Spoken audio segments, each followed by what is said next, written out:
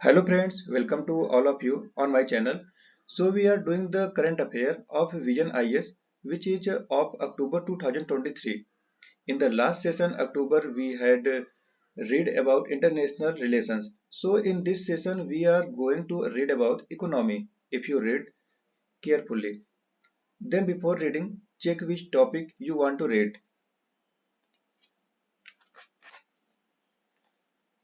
So topic is here economy. Uh, First topic, contribution of M.S. Swaminathan, Indian Council of Agriculture Research (ICAR), National Turmeric Board, and next Nobel Prize 2023। और देखिए फिर यहाँ पर कुछ shorts भी हैं, shorts news. तो चलिए हम लोग शुरू करते हैं इसको। तो यहाँ पर है इकोनॉमी। तो हम लोग यहाँ पर पढ़ेंगे पहले contribution of M S Swaminathan के बारे में। तो ये न्यूज में क्या है, तो देखिए अभी हाल ही में एम एस स्वामीनाथन का मृत्यु हो गया है। तो देखिए इनका पूरा नाम है यहाँ पर मानकोम्बू संबा शिवन स्वामीनाथन। तो याद रखिएगा एम एस स्वामीनाथन हर जगह आता है, इनका पूरा नाम यहाँ पर दिया हुआ है। तो ये popularly known as M S Swaminathan the legendary agriculture scientist passed away recently. हाल ही में इनका निधन हो गया है।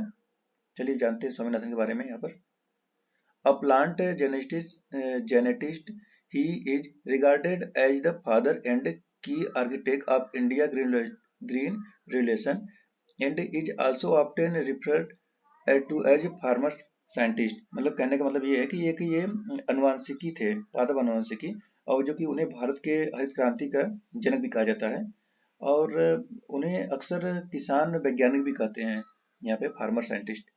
He was the recipient of the first World Food Prize in 1987 for his leadership in India's Green Revolution। उनको पहला पद्म उनको हरित क्रांति के नेतृत्व में 1987 में पहला विश्व खाद्य पुरस्कार मिला था। He is also recipient of Padma Vibhushan the Ramon Magsaysay award. मतलब कि इनको जो है कि पद्म विभूषण और रेमन मैग्सेसे पुरस्कार कई अन्य जगहों पर भी इनको सम्मान प्राप्त किया गया था इंटरनेशनल रिकॉग्निशन पे। चलिए आगे आते हैं कि इनका साइंटिफिक कौन से कंट्रीब्यूट किए हैं एम एस स्वामीनाथन ने वैज्ञानिक में। तो यहाँ पे आता है जेनेटिक रिसर्च, मतलब कि अनुवांशिकी रिसर्च। तो he work on breeding program to develop crop varieties that were not only high yielding but also resistant to pests and disease। मतलब कहने का तात्पर्य यह है कि उन्होंने फसल की उस किस्मों को विकसित किया है जिसमें उनके प्रजनन कार्यक्रमों पर काम किया, जो न केवल अधिक उपज देने वाली थी बल्कि कीटों और बीमारियों के प्रति भी थी। His effort led to creation of several new crop variety।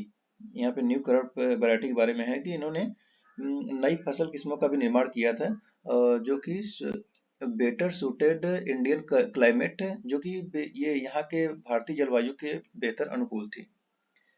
Next आगे आता है राइस वैरायटी, मतलब कि ये चावल की कुछ किस्में हैं।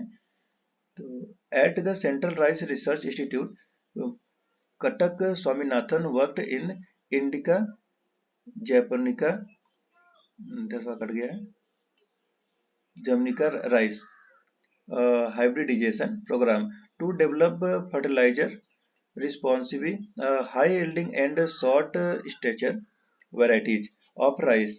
मतलब कहने का तात्पर्य यह है कि चावल की किस्में में यह केंद्रीय चावल अनुसंधान में कटक में स्वामीनाथन ने चावल की उर्वरक अनुकूल उच्च उपज देने वाली और कम कद वाली किस्मों को विकसित करने के लिए इंडिका जेनेपिक, यहाँ पे जैपनिक है, ठीक है, जैपनिका चावल संकरण का कार्यक्रम का काम किया था। यहाँ पे इनका बिल्डिंग वेराइटीज है। आगे आता है ये देखिए, इसमें ADT27 और RARC यानी रसी नाम से है, जो कि किस्में ये जैसी किस्में सामने आई थी जो परियोजना के तहत विकसित किस्मों में भारत में सीधे योगदान किया था। यहाँ पर राइस प्लांट, और और उसमें कुछ किस्में जो थी, इसको नाम याद रखिएगा, AT27 और RASI, ठीक है। और फिर आगे आता है वीट वैरायटी। वीट वैरायटी मतलब ये अब गेहूं की कुछ किस्में आते हैं जो कि अब इन्होंने अपना ध्यान चावल से, देखो फोकस है ना, चावल से हटाकर अब गेहूं पर लगाया था। इसके दौरान यानी during the time all local wheat varieties were dull and these lodged when their ear head were full of heavy grain. मतलब कि जब इन्होंने इस पे फोकस चावल से हटाकर गेहूं पे केंद्रित किया था, तो उस दौरान गेहूं की सभी स्थानीय किस्में लंबी थी और अब उनकी जो बालियां भरी दानों से भर गई थी, ये जमा हो गए थे। उगाए गए गेहूं के किसी भी किस्म के उपज के बिना पौधों की ऊंचाई बौना करने के लिए जीन थी, यहाँ पर है ना, height without reducing yield. New Mexican wheat docked variety containing Norning gens genus were developed by Norman Borlaug। मतलब कि कहने का कि नोरिन जीन युक्त नई मैक्सिकन गेहूं की बौनी किस्म की एक अमेरिकी नॉर्मन बोरलॉग द्वारा विकसित की गई थी। यहाँ पर आगे आता है पोटैटो हाइब्रिड। पोटैटो हाइब्रिड क्या होता है? ये जो आलू का हाइब्रिड मतलब संकर होता है, आलू संकर। He developed a frost-resistant potato variety called Alaska Frostless। तो देखिए, ये अलास्का फ्रॉस्टलेस का नामक एक प्रतिरोधी आलू की किस्म विकसित किया। अब यहाँ पे अगर आता है पार्टिसिपेटरी ब्रीडिंग, मतलब कि सहभागी प्रजनन। तो ही also fostered participatory breeding in which farmers are assisted to develop new locally adapted varieties. Next, contribution in economic ecology. He has been described by the United Nations Environment Program as the father of economic ecology because of his leadership of the Evergreen Revolution movement in agriculture. Evergreen Revolution, he concerted his efforts on an evergreen revolution, which he defined as improvement of productivity in perpetuity without ecological harm। तो कहने का तात्पर्य यहाँ पर है कि सदाबहार क्रांति के बारे में यहाँ पर है एवरग्रीन रेवोल्यूशन। तो उन्होंने अपने प्रयासों के सदाबहार क्रांति में, जिसे उन्होंने इसमें सुधार किया था और इसको पारिस्थितिकी क्षति के बिना सतत उत्पादकता के बारे में बताया था। आगे आता है इसका अप्रोच क्या था, तो इसका अप्रोच क्या है, तो इट इज बेस्ड आज appropriate blend of different approach such as organic farming, green agriculture, eco agriculture and agriculture based on effective microorganisms. He advocated for a do ecology approach to ensure that ecologically sustained farming technologies become available. He proposed idea of 4C। यानी 4C क्या है? ये conservation, cultivation, consumption and commercialisation, वाणिज्यीकरण, for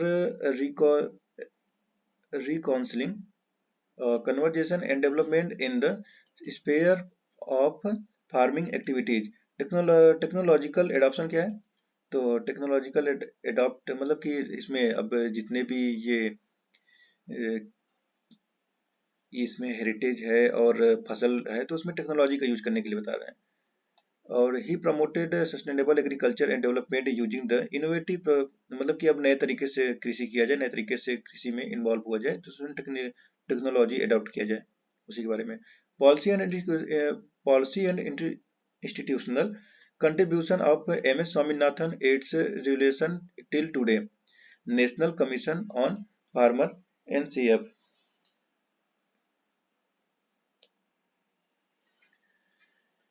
NCF को full form देख लीजिए, national commission of farmer. Okay, तो ये मिनिमम सपोर्ट प्राइस भी यहाँ पे आया था, MSP list 50% more than the वीटेस्ट average cost production.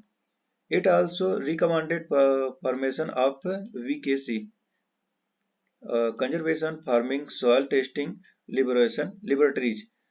MS Swaminathan Research Foundation MSSRF research centre MSR Chennai in 1980 मतलब 1988 का, ये याद रखिएगा कब स्थापना हुआ था, 1988 में चेन्नई में हुआ था। ये world food prize to moon है, सॉरी ओपन हुआ था। प्रोटेक्शन ऑफ प्लांट वेराइटीज किसमें है इसके, तो he played a pivotal role in developing the Protection of Plant Varieties and Farmers Right Act 2001 2001 का है, as India's response to its obligation to provide sui generis protection to plant varieties under TRIPS food security. He suggested two steps for integrating nutrition in farming, a genetic garden of biofortified plants to introduce farmers to plant which can provide them with the needed micronutrients and proteins. Next, community hungers uh, fighter. Disaster management concept of dot code, flood code and good weather code, ये disaster management का कुछ है जो कि adopt किए गए हैं। Research institutions, तो ये establish of several institute which included ये इंटरनेशनल क्रॉप रिसर्च इंस्टीट्यूट और द सेमी एराइड ट्रॉपिक्स यानी ICRI, आई सेट बोलते हैं ना इसको, तो एट ये कहाँ पर है, तो ये है पेटेंचुरी नियर हैदराबाद, ये क्या नाम लिखा है पढ़िएगा आप, Hyderabad. International board for plant genetic resource IBPGR, ये रोम में है। International council for research on agro forestry, ये ICRAF, ये नैरोबी केन्या वाला। International centre for genetic engineering and biotechnology ICGEB in new Delhi में है। 5 ईयर प्लान, तो 5 ईयर प्लान में ये शेपिंग द 6 5 ईयर प्लान 1980 से 1985 के अंतर्गत थे हुआ था। Women and development and another on environment and development UN millennium project, ये क्या था, तो UN millennium project which in yearly 2005 मतलब 2005 development clear targets and a particles plan. Last conclusion, MS Swaminathan championed the cause of farmers, ensuring that the fruits of scientific innovation reach the roots of our agriculture's expanse, fostering growth, sustainability, and prosperity for generations to come. His idea, research, and vision for Indian agriculture still guide to policymakers to create resilient, self-sufficient and scientific agriculture ecosystem. तो याद रखिएगा, देखिएगा कि ये MS Swaminathan से question हरित क्रांति से पूछता रहता है, तो उनका अब इस पर निधन हुआ है तो क्वेश्चन आ ही सकता है। चलिए हम लोग नेक्स्ट देखते हैं। Next topic is Indian council of agriculture research ICAR। Why in the news? Recently, International Research Conference on From Research to Impact Toward Just and Resilient Agri-Food System host by the Indian Council of Agriculture Research यानी ICAR ये host कर रहा है, and consultative group on international agriculture research CGIAR gender impact platform was inaugurated, उद्घाटन हुआ। Role of ICAR toward better and regent agri food ecosystem, नहीं don't ecosystem, नहीं ecosystem नहीं, सिस्टम फूड सिस्टम है। तो क्रॉप वैरायटी है जो कि ग्रीन एवोल्यूशन के अंदर आता है। इसमें राइस वैरायटी, राइस की किस्में होती हैं, चावल की किस्में होती हैं। देखिए इसको कुछ नाम भी याद रखिए। राइस वैरायटी में ये 1121, बासमती, पूसा, सवर्णा, कभी कभी पूछ लेता है नाम भी। और चावल में लाइक जैसे कि HD 2967, DBW और 187 ऐसे ही एक बार पूछा हुआ था कि ये क्या है, HD 3086। ऐसे फ्रूट वैरायटीज भी है जैसे कि लाइक अमरपाली और पोमेग्रेनेटेड भगवा। सीड प्रोग्राम्स क्या है, बीज की कुछ कार्यक्रम। तो ICAR deposit seeds in the Svalbard Global Seeds Vault as safety duplicates genomics to help establish the national gene bank in New Delhi, second largest gene bank in the world, having more than 450,000 and 450,000 indigenous and exotic association of crops species and a large cryopreservation bank. Sorry, cryopreservation bank है। ICAR partner in the global genome sequencing of rice, wheat, tomato, and potato, and independently sequence the genome of pignopia, jute, mango, and fish। ये मटर के बारे में कर रहा है और ये आम और मछली। Integrated farming, promotion of integrated farming system, development model of agroforestry to promote agri silvi and silvipasture system of rising farmers' income, improving productivity in indigenous breeds and cattle, improve poultry farming, and आगे आता है health के बारे में देखते हैं। तो animal disease नेमली रिनडेरपेस्ट और कंस्टेजिशन, बोइन फ्लीरा और निमोनिया। क्लाइमेट स्मार्ट फार्मिंग, तो ये rain harvesting, community ponds, climate resilient varieties, ये रति ML 365। और ये देखिए BRG1 और BRG2 है, BRG5 है। हाइड्रोपोनिक क्रॉपिंग है। बायोटेक्नोलॉजी सॉल्यूशन, तो बायोटेक्नोलॉजी में ICAR under to crop bio fortification to tackle malnutrition. Bio-fortified crops include Solapur Lal, Pusa, Decomus,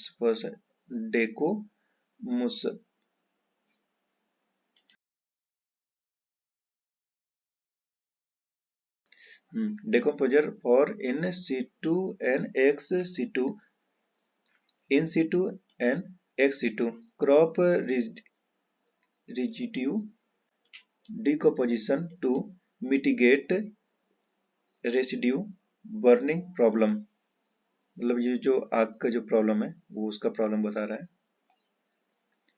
India develop first cloned buffalo in the world and प्रथम the world first in vitro fertilized buffalo cub। Blue revolution है तो ये cage culture में आता है। ICAR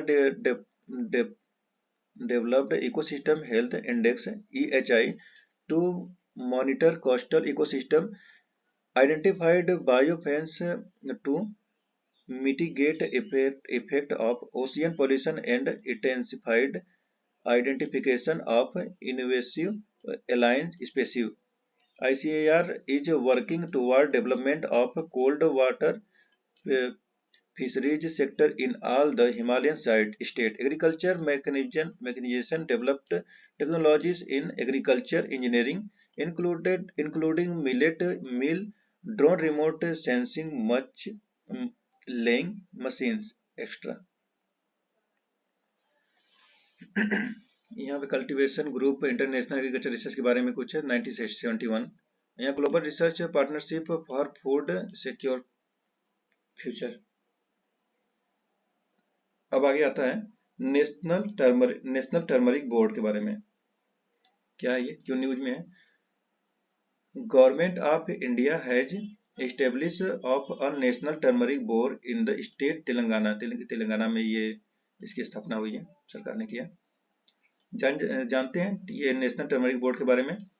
की objective board create demand in domestic and international market, मतलब ये नया मार्केट क्रिएट करेगा जो कि घरेलू और अंतर्राष्ट्रीय भी होगा।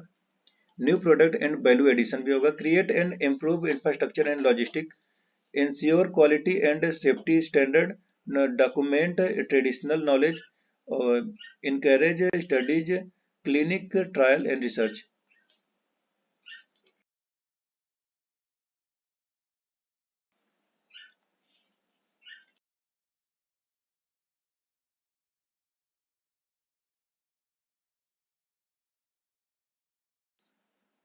The board consists of the chairperson selected by the cultural government, four members to represent the ministers of commerce, agriculture, Ayush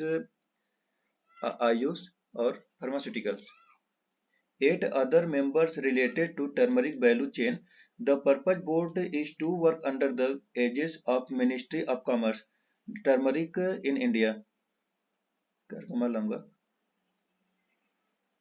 India is the largest producer consumer and exporter turmeric.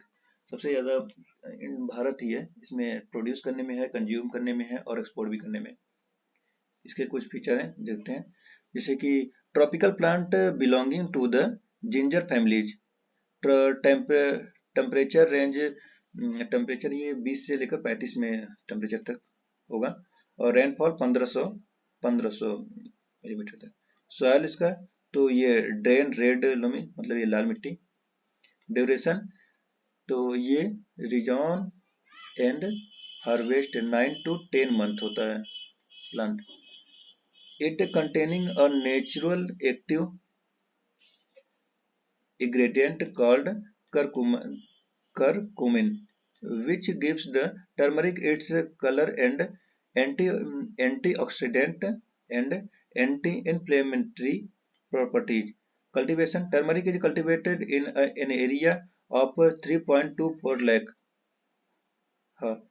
in India with a production of 11.61 lakh ton, which ये hectare है, this is hectare ton, which amount to over 75% of global turmeric production. More than 30 varieties of turmeric are growing in India. 30 प्रकार की variety किसमें है turmeric के, India में ही खाली। Maharashtra, Telangana, Karnataka and Tamil Nadu is the state producing. Bangladesh, UAE, USA and Malaysia are the main export market.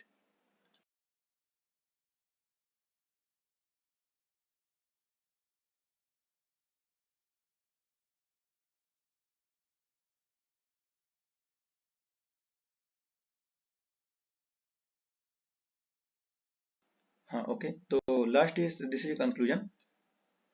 The establishment of a separate board not only adheres to the decade-long demand of the turmeric farmers in India, but also has opened the avenue for India to get a strong hold of the turmeric exports in the international market।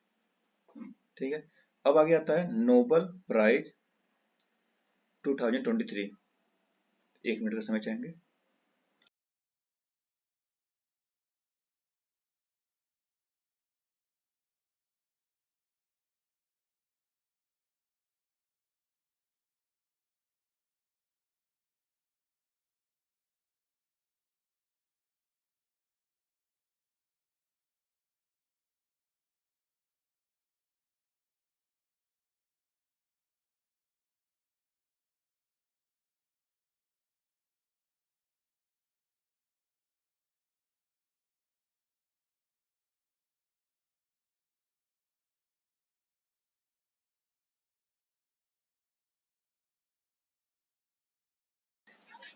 Okay, तो ये why in the news Nobel prize in 2023 around announce, मतलब ये अभी recently में announce हुआ है 2023 का। तो जानते हैं ये नोबल पुरस्कार के बारे में कुछ। The Nobel prize is an international award administered by the Nobel Foundation in Stockholm, Sweden, and based on the last will of Alfred Nobel 1895. Alfred Nobel, a Swedish inventor and entrepreneur, is popularly known for inventing dynamic blasting cap and smokeless gunpowder. कहने का तात्पर्य है कि Nobel पुरस्कार Stockholm Sweden में Nobel foundation द्वारा प्रशासित एक अंतर्राष्ट्रीय पुरस्कार है और अल्फ्रेड नोबेल की अंतिम वसीयत 1895 पर आधारित है। अल्फ्रेड नोबेल एक स्वीडिश आविष्कारक और उद्यमी डायनेमिक ब्लास्टिंग कैप और धुआं रहित बारूद का आविष्कार करने के लिए लोकप्रिय हुए हैं। देखिए यहाँ पे स्मोक। अब आगे देखते हैं यहाँ पर इनका कैटेगरी यानी श्रेणियाँ क्या है। Instituted in 1901, the prize is award annually from the bulk of fortune left by Alfred Nobel in 5 categories: physics, chemistry, physiology और psychology और medicine, literature and peace conferred to people the largest benefit humankind it in preceding year। कहने का तात्पर्य है कि ये 1991 में स्थापित यह पुरस्कार अल्फ्रेड नोबेल द्वारा छोड़े गए धन से प्रति वर्ष 5 श्रेणियों में प्रदान किया जाता है। यहाँ पे 5 श्रेणी के नाम जैसे दिया था, तो इनका हिंदी में नाम जानिए कि यहाँ पर ये भौतिकी, रसायन विज्ञान और शरीर विज्ञान या चिकित्सा साहित्य और शांति जो महानतम लोगों को प्रदान किया जाता है। तो पिछले वर्ष मानव जाति को लाभ हुआ था।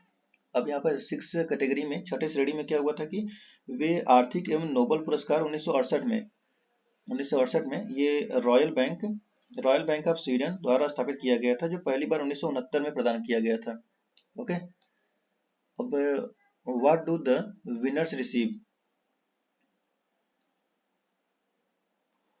किन विजेताओं को मिला था क्या चीज। तो ये Nobel diploma each of which is a unique word art, Nobel medal, a cash prize 10 million Swedish kronor, मतलब कि ये 10 मिलियन स्वीडिश क्रोनर नगद प्राप्त हुआ था। एक अनूठा काम के लिए नोबेल पदक मिला हुआ है। उन्हें पैसे प्राप्त करने के लिए व्याख्यान भी देना होगा। यहाँ पर है ना, व्याख्यान भी देना होगा। हु अवार्ड द प्राइज, कौन देता है। तो royal Swedish academy of science ये भौतिकी है, रसायन विज्ञान और शास्त्र नोबेल पुरस्कार प्रदान करती है। साहित्य में नोबेल पुरस्कार स्वीडिश अकादमी स्टॉकहोम स्वीडन प्रदान किया जाता है। क्रोलिंस्का इंस्टीट्यूट स्टॉकहोम स्वीडन में नोबेल असेंबली मेडिसिन में पुरस्कार प्रदान करती है। चलिए इसके बारे में तो ये हो गया। हम लोग यहाँ पर देखते हैं पहले इनके बारे में कि किसको इसको मिला हुआ है। तो इंडियन नोबेल प्राइज विनर, तो सबसे पहले देखिए यहाँ पर मिला हुआ था रविन्द्रनाथ टैगोर को, जो कि 1973 में साहित्य का नोबेल पुरस्कार ही था, लिटरेचर। तो ये है अत्यंत संवेदनशीलता, ताजा और सुंदर लेखन के लिए, जिसके द्वारा उन्होंने उत्कृष्ट कौशल के साथ अपनी काव्य शुरू की थी। यहाँ पे मेरे प्रोजेक्ट जर्नी। अब है सीवी रमन। तो सीवी रमन ये नोबेल प्राइज फिजिक्स 1930 में ही मिला था इनको। ये for work the scattering of light and the discovery of Roman effect, यानी कि ये प्रकाश के प्रकीर्णन और रमन के प्रभाव पर खोज किया गया था। फिर है कि ये हर गोबिंद खुराना बोलेंगे इनको। तो ये 1968 का मेडिसिन के लिए है इनको। ये फिजियोलॉजी एंड मेडिसिन में इनको प्राप्त है, जो कि प्रोटीन संश्लेषण में अनुवांशिक कोड और कार्य के लिए व्याख्या है। फिर मदर टेरेसा है, 1979 मिला था। तो इनको पीड़ित मानवता के साथ के लिए मिला था। और उसके बाद ये कौन है, सुब्रमण्यम चंद्रशेखरन। तो ये फिजिक्स 1983 के लिए इनके 3 मिला है, संरचना और महत्व की भौतिक प्रक्रियाओं के अध्ययन के लिए। फिर है अमर्त्य सेन, तो ये 1998 में मिला इनको। तो इनको किस लिए मिला था, इनको मिला था कल्याणकारी अर्थशास्त्र में कार्य के योगदान के लिए। तो देख लीजिए ऐसे 2009 में इनको केमिस्ट्री में मिला था, प्राइज 2014 में इनको मिला था। ठीक है, इकोनॉमिक साइंसेस 2019 में मिला था। ये इनका सबसे लास्ट वाले का याद रखिए, अभिजीत बनर्जी जी का। तो ये देखिए इकोनॉमिक साइंटिस्ट हैं। ये वैश्विक गरीबी को कम करने के लिए सुदूर प्रयोगात्मक दृष्टिकोण। उनमें से 5 भारतीय नागरिक और 4 भारतीय मूल के थे। चलिए तो अब देखते हैं दूसरा हम लोग यहाँ पे Nobel prize in economy women in labour force. Why news, the Sveriges Riksbank Prize in Economic Science in memory of Alfred Nobel 2023 has been awarded to Claudia Goldin for advancing understanding of women labor market outcome. Alfred Nobel की स्मृति में आर्थिक विज्ञान में स्वीरिजेस रिक्स bank पुरस्कार 2023 Claudia Goldin को प्रदान किया गया है। ठीक है, अब महिलाओं के श्रम बाजार के परिणामों की समझ को आगे बढ़ाने के लिए किया गया था। और देखते हैं इनके न्यूज के बारे में। तो over the past century the proportion of women in paid work has tripled in many high income countries. This is one of the biggest societal and economic change. The significant gender difference remain. Claudia Golden research has given a new and often surprising insights. आगे आता है तो देखते हैं यहाँ पे statue gender difference क्या है। ग्लोबल स्टैचू नहीं, ग्लोबल स्टेटस, यहाँ पे स्टैचू नहीं, ये स्टेटस ऑफ जेंडर डिफरेंस क्या है। तो ये ग्लोबल स्टेटस क्या है, तो globally around 50% women are in paid employment, while the equivalent figure for men is 80%. is South Asia only around 25% of women participate in labor market. Status in India. In India, the labor force participation rate among 24%, among the males 73.6%. 2022 का data है। मतलब कि ये भारत में दिखा रहा है कि 24% महिलाएं वर्क फोर्स में काम कर रही हैं, जितना जो और आदमी पुरुष 73% हैं, और पूरे ऑल ओवर वर्ल्ड में 50% महिलाएं हैं, और उसमें से 80% पुरुषों का योगदान दिया गया है। साउथ एशिया में 25% वोमेन है। ठीक है, U shaped relationship, there is a positive U shaped relationship between development proxied by GDP per capita and female labour force participation. Women labour force participation is high for the poorest countries, highest share of agriculture, lower for middle income countries, and then rises again among high income countries. Earning gap, when women work they usually earn less. In India, the gender earnings gap is most skewed amongst self-employed workers. In India, the earning gap has reduced and women earn 76% of what men did in 2007 compared to 70% in 2004. Since then, the gap has remained constant till 2021-22. Opportunities, women are less likely to work in formal employment and have fewer opportunities for business expansion or career progression. Factor influencing female labor force participation, देखिए U shape, देखिए यहाँ पर ऐसा ना, U shape ऐसे ऐसे करके। तो ये पे married women in work, agriculture, industry, service society, और यहाँ पे देखिए यहाँ पे दिखा रहा है ना, तो इससे इंडस्ट्री में 20, यहाँ पे एग्रीकल्चर में 40 एग्रीकल्चर, और यहाँ पे ये दिखा दिया है सर्विस सोसाइटी का है 60% एग्रीकल्चर लोग में है, तो उसका दिखा रहा है। यू शेप तो वही हो गया। No historically consist association between women's participation in the labour market and economic growth. Social norms, legislation or custom known as marriage barriers often prevented married women from continuing their employment despite increased demand for labor. Also, women often left the workforce for an extended period after marriage. This influences their decision regarding education choice, which determine job opportunities they could have at a later stage in life. जितने की ये marriage शादी होने के बाद भी कितने लोग मैरिज उसमें लगे रहते हैं, उसी के बारे में बता रहा है। जॉब अपॉर्चुनिटी इस भी वो हटा दिया जाता है बहुत सारे ऐसे लोगों का, महिलाओं का, शादी विवाह के कारण।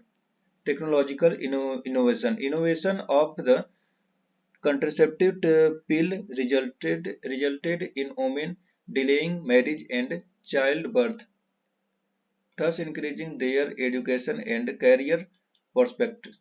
However, this did not mean that the earning gap between women and men completely disappeared, though it is become significantly smaller since 1970s. ये मंथली पे सिस्टम होता है इनका, और ये प्रीपेयर टूथ इफेक्ट होता है जो कि वुमन टेकिंग ग्रेटर रिस्पॉन्सिबिलिटी होता है चिल्ड्रन चाइल्ड केयर का। उन्हीं के ऊपर होता है चाइल्ड केयर, कौन से खाना बनाना है और घर में भी काम करना है और बच्चों को भी संभालना है।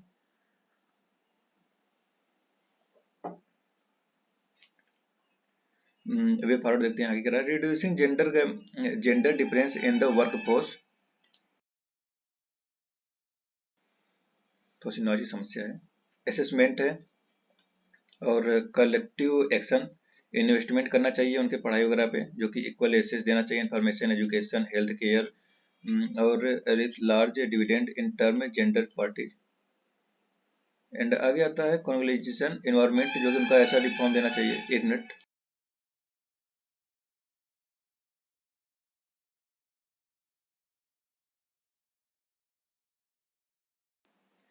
Reform the taxation public spending financial, हम थोड़ा रुक जा रहे हैं इसलिए क्योंकि ये हॉर्न वगैरह सुनाई दे रहा है।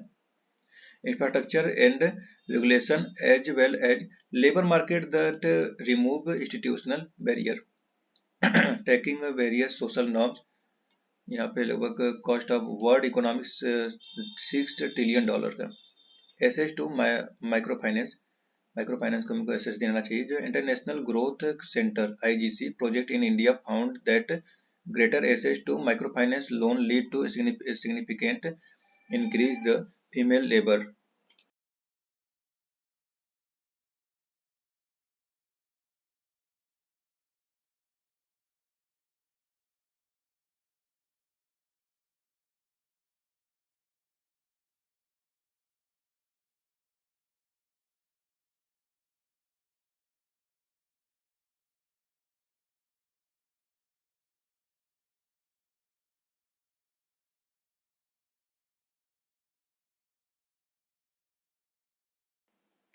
तो अब आगे आता है यहाँ पे शॉर्ट न्यूज है।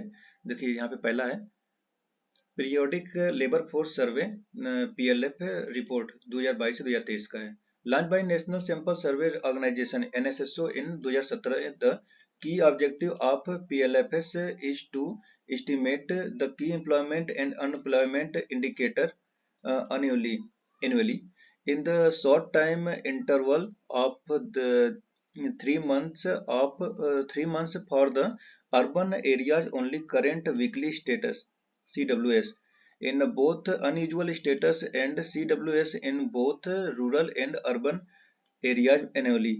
Key indicators and in PLFS, PLFS यानी देखिए यहाँ पे इसका फुल फॉर्म देख लीजिए। PLFS का periodic labour force survey, labour force participation rate person in the labour force working seeking available for work in the population, worker population ratio, percentage of employment person in the population, employment rate yani UR, percentage of the person employment among the person in the force, labor force, activity status, it is determined on the basis of the activities pursued by the person during the specified reference period. Usual status reference period 365, मतलब 365 दिन काम करना हमको है। Current weekly status reference 7 दिन, सप्ताह में 7 दिन है। ये यहाँ पे कुछ डाटा दिया गया है जो कि की फाइंडिंग ऑफ है, इसको देखिए।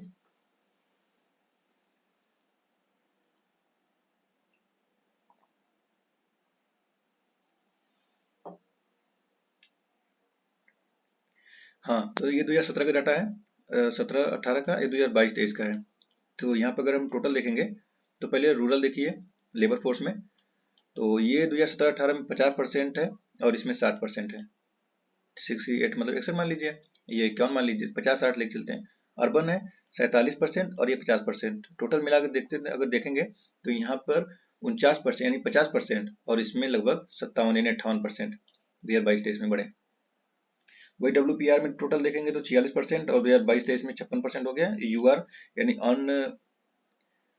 यूआर का फुल फॉर्म क्या था? Unemployment unemployment rate. हाँ, अनएम्प्लॉयमेंट रेट में था तो ये 6% और ये 3.2% का। ओके, तब नेक्स्ट आता है बॉन्ड यील्ड। क्या होता है? Recently reserve bank of India RBI decision for open market operation OMO sale of government securities, मतलब गवर्नमेंट सिक्योरिटी को सेल करने के लिए बॉन्ड जारी किया है। Spike in bond yield their highest level financial year 2023-24। तो adjust the rupee liquidity condition in the market on a duration basis. A bond is a डेब्ट। देखिए, आपको मैं बताता हूँ कि बॉन्ड जारी क्यों किया जाता है। बॉन्ड जारी किया जाता है इसलिए, जैसे कि मान लीजिए कि ये RBI बैंक है, ठीक है, ये RBI मान लेते हैं अब, और ये पूरा जनता है यहाँ पे। तो अब जनता के पास बहुत ज़्यादा पैसा यहाँ पे हो चुका है, तो क्या करेगा कि ये RBI ऐसे नोट्स जारी करेगा, एक पन्ना पर लिख के दे देगा कि ये आप मेरे यहाँ पैसा जमा कीजिए आप, ठीक है, और इसके बदले में आप ये पन्ना, एक पेज पकड़िए, उसी को वो बॉन्ड पेपर के हिसाब से दे देगा और बोलेगा कि ये जो लिखा हुआ है, जैसे कि मान लीजिए कोई पैसा ले आकर यहाँ पे 10 लाख रुपए दे दिया, तो 10 लाख रुपए के बदले में ये एक रसीद काट कर दे देगा और रसीद को ही बोलेंगे बॉन्ड। तो ये वही जारी कर रहा है बॉन्ड, ठीक है। तो क्योंकि मार्केट में बहुत सारा पैसा अगर ज्यादा हो जाता है तो RBI बॉन्ड जारी करके पैसे को वापस ले लेता है। और ये किसी से जोर जबरदस्ती नहीं है, जिसको जो जमा करना है तो उसके लिए बहुत अच्छे अच्छे लोन ऑफर करेगा और रेट वगैरह कम करेगा और रेट वगैरह बढ़ा के मतलब कि उसको ज़्यादा ब्याज देगा, तो लोग अपना पैसा दे देंगे यहाँ पर। तो यहाँ से मार्केट से जब पैसा RBI के पास चला जाएगा तो मार्केट में पैसे की कमी हो जाएगी और सबके पास बॉन्ड रहेगा। जब पैसे की कमी रहेगी तो लोग जितना महंगाई ज़्यादा मांग तो यूज नहीं करेंगे, मांग ज़्यादा नहीं रहेगा तो महंगाई कम हो जाएगी, तो इसीलिए बॉन्ड जारी कर रहे हैं, ठीक है। तो अभी आप समझ गए। अ बॉन्ड इज अ डेब्ट instrument in which an investor loan money to an entity, typically corporate or government, which borrow the funds for a defined period of time at a variable or fixed interest rate। देखिए यहाँ पे है ना, fixed interest rate। Bond are used by companies, municipalities, state and sovereign governments to raise money to finance a variety of projects and activities. A GSEC is a tradable instrument issued by the central government or the state governments. It uneligible the government's debt obligation. Such security as short term, usually called treasury bill भी देगा, व्यापारिक bill treasury bill होता है। ये government bond dated securities में ये पैसा लेकर और लॉन्ग टर्म के लिए सिक्योरिटी के रूप में आपको बॉन्ड पेपर थमा देगा, वही कह रहा है।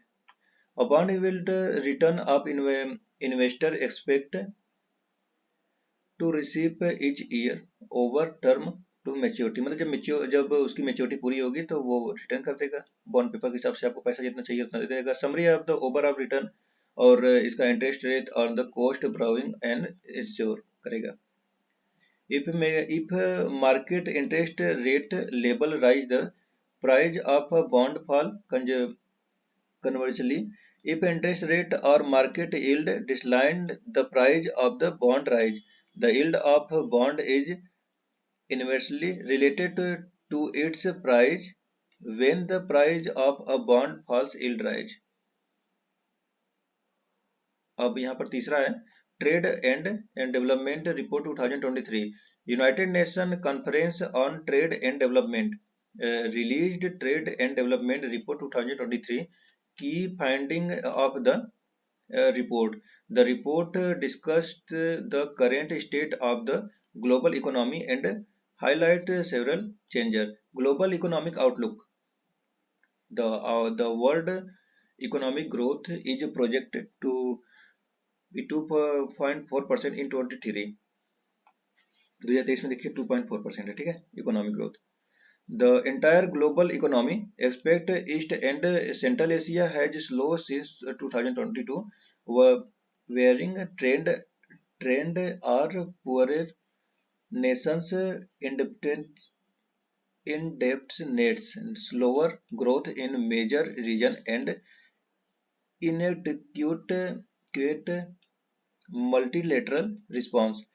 India's economic project is forecasted to be 6.6% in 2023 and 6.2% is 2024. मतलब 6.6 का 2023 में है और 6.2% का 2024 में आंकड़ा लगा कर रखा गया है. In India, the external sector alongside the private and government sector has contributed to domestic growth.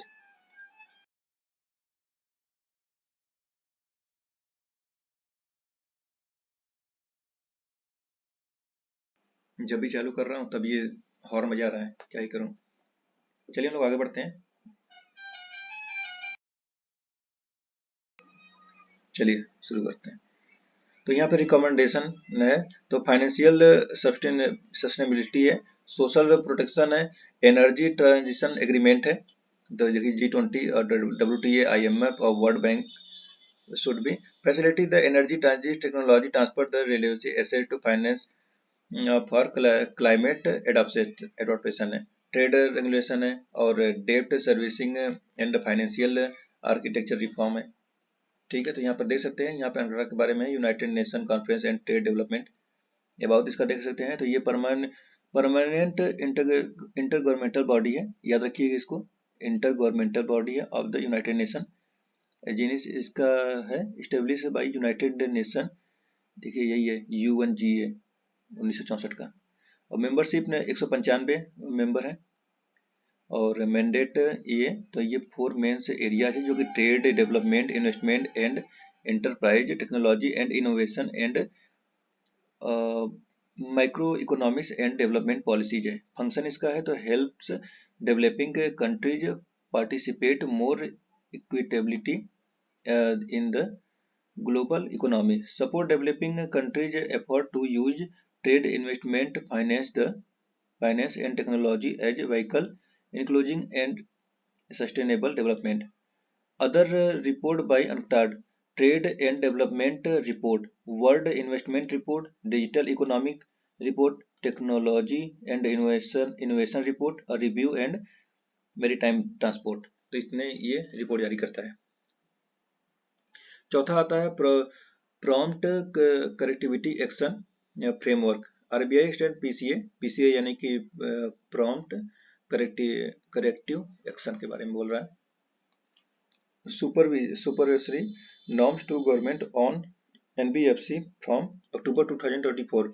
The objective of the PCA framework is to enable supervisory intervention at the appropriate time and require the supervised entity to initiate and implement remedial measure in a timely manner so as to restore their financial health.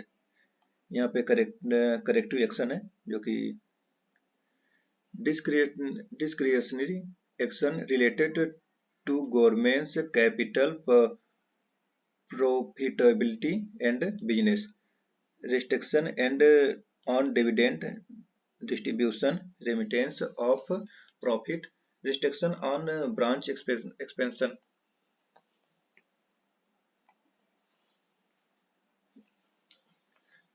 The framework has been reviewed and it has been decided to extend the same to government NBFC. The base layer is categorized. The other 3 layers are the middle layer, upper layer and top layer. Some of the major governments NBFC included PFC, REC, IRFC and IFCI. PCA framework was introduced for NBFC as these leaders have grown in size and become systematically important due to interconnectedness with other segment of the financial system। फिर पांचवा आता है reserve bank of India treatment of wild wilful. देखिए इसके बारे में आप लोग देख लीजिए इसको, ठीक है, बहुत ज़्यादा इसमें वो हो चुका है। अप्लीकेबिलिटी डिफिनीशन इसका है, रिव्यू एंड फिनलाइजेशन ऑफ विनफुल डिफॉल्ट है, इसको देख सकते हैं, ठीक है। फिर अगला है card on file tokenisation CoFT के बारे में। कॉप्ट यानी इसे देखिए इसका फुल फॉर्म ये है, कभी कॉप्ट पूछे तो कार्ड ऑन फाइल टोकनाइजेशन याद रखिएगा। ये भी आरबीआई से इंट्रोड्यूस है। और फिर अगला आता है 52 goods and service tax council, GST council meeting held हुआ है। तो ये डिस्ट्रिक्ट माइनरल फाउंडेशन ट्रस्ट के बारे में है, जो कि जीएसटी ये 28% का 5% का मॉडलेस हो रहा है। अबाउट जीएसटी इंट्रोड्यूस्ड ये आर्टिकल 279A में है, जो कि 101वां संविधान संशोधन 2016 में हुआ था और 2017 से लागू हुआ था, याद ही होगा आप लोग को। तो आगे एक है national investment and infrastructure fund NIIF के बारे में है। तो NIIF के बारे में यहाँ पढ़ लीजिए, इसका फुल फॉर्म तो पहले यहाँ पे लिखा है, national investment and infrastructure fund के बारे में है। तो ये देखिए Japan bank for international corporation JBIC to invest $600 million India Japan funds का है, JBIC याद रखिएगा, ठीक है। तो NIIF के बारे में जानते हैं, NIIF के तो ये एनक्योर by the Government of India. It is a collaborative investment platform for international and India investors. Three funds have been established by the governments under the NIIF platform: Master Fund, Fund of Funds, and Strategy Opportunity Fund. The objective है तो the objective of NIIF is to invest largely in equity and equity linked इंटरेस्टमेंट। फिर है IRDAI issues बीमा वाहक guidance, तो देखिए इसके बारे में है। और उसके बाद है क्रिटिकली एंड स्ट्रेटेजिक मिनरल्स, ये union cabinet approve royalty rates for mining, ये वहाँ से रॉयल्टी के लिए अप्रूव मिल गया। लिथियम और निवियम और रेयर अर्थ एलिमेंट के बारे में, ठीक है। India smart cities award ISCAC 2022 का है, कभी कभी पूछ लेता है। तो कितना है, तो टॉप 3 सिटीज है इंदौर, सूरत एंड आगरा। टॉप 3 स्टेट है तो मध्य प्रदेश है, तमिलनाडु और राजस्थान है, और यूटी में चंडीगढ़ है, ठीक है। Goa road map for tourism, तो गोवा रोड मैप के बाद G20 Delhi declaration underline the significance of Goa road map for tourism as a vehicle to achieve SDGs.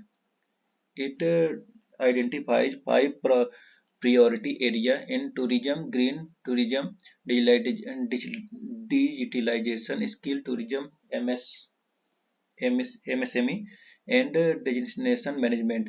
Delhi Declaration also noted the launch of Travel for Life initiative, which nudged tourists and tourist businesses, मतलब business और tourist के लिए वहाँ पर गोवा में जो भी road map बनाया जा रहा है उसके लिए।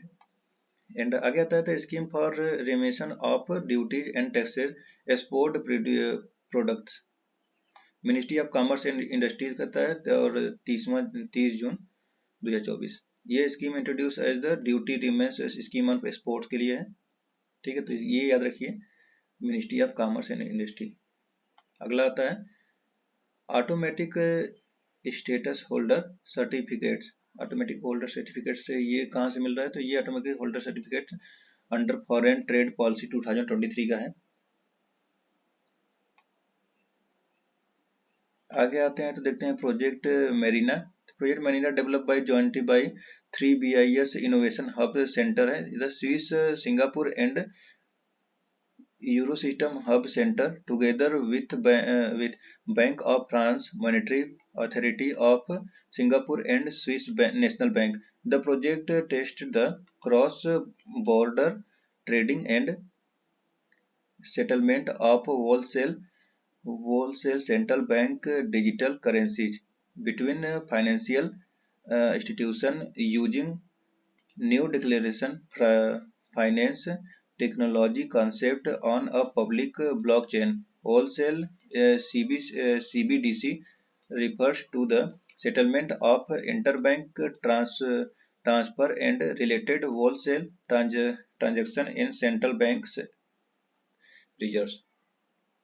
अब आता है GII 2023 यानी global innovation index. India's maintains 40 rank, 40वां रैंक है in the global innovation index 2023 में। वर्ल्ड इंटेलेक्चुअल प्रॉपर्टीज ऑर्गेनाइजेशन इसको जारी करता है, विपो। The GI is reliable tool for governments across the world to assess the innovation lead social and economic change in their respective countries. It is co-published annually by Cornell University in Seed Business School and WIPO. Criteria to measure innovation cover institution, human capital and research infrastructure, credit investment linkage, creation, absorption and diffusion of knowledge and creative outputs. Key finding.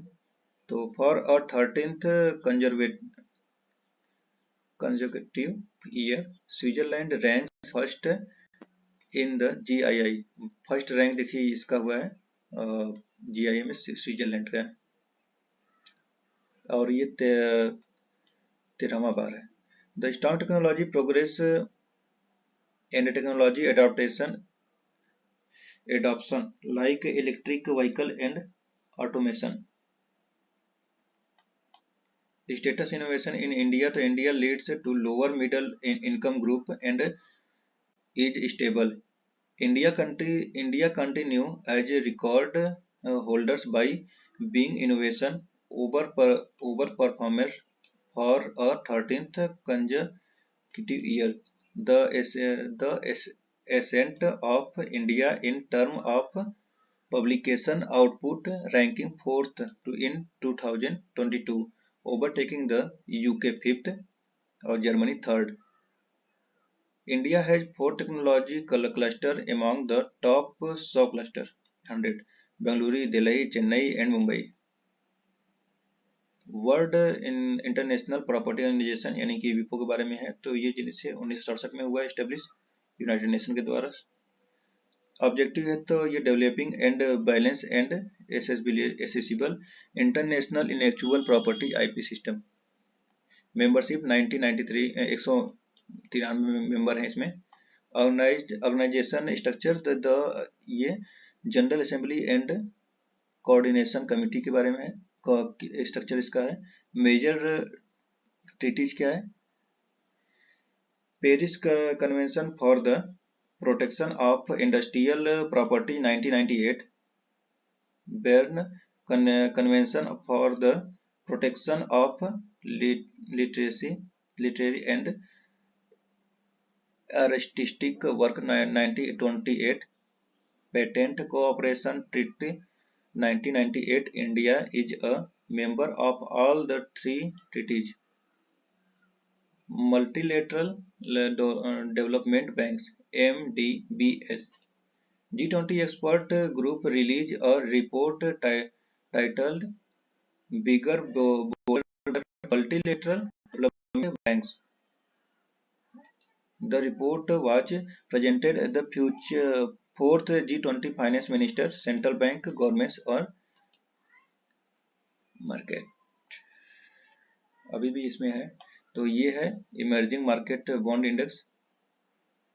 तो देखिए ये last है emerging, JP Morgan add India government bond it is benchmark June 2024। Inclusion include potential lower countries sovereign borrowing cost, help finance the current account deficit, free up liquidity for domestic financier to deploy in more productivity asset, increase depend for the rupee and support its value। तो देखिए इस प्रकार ये समाप्त हुआ है। तो हम लोग अब नेक्स्ट वीडियो में कोई और देखेंगे, और भी इसमें सारे जितने भी हैं सभी पे वीडियो बनाया गया है, तो आप लोग उसको जाकर देख सकते हैं। दिखा देता हूँ। जैसे देखिए यहाँ पर पॉलिटी पे तो बन ही गया, इंटरनेशनल रिलेशन भी हो गया, और आज इकोनॉमी भी हो गया, और इन्वायरमेंट हो रहा है जो कि मैडम पढ़ा रही हैं, और यहाँ पे बचा सिक्योरिटी और सोशल इशू है। उसके बाद साइंस एंड टेक का है कुछ पोर्शन, इथिक्स है, स्कीम है, कल्चर है। तो इसको भी बहुत जल्दी नेक्स्ट वीडियो में करा दिया जाएगा।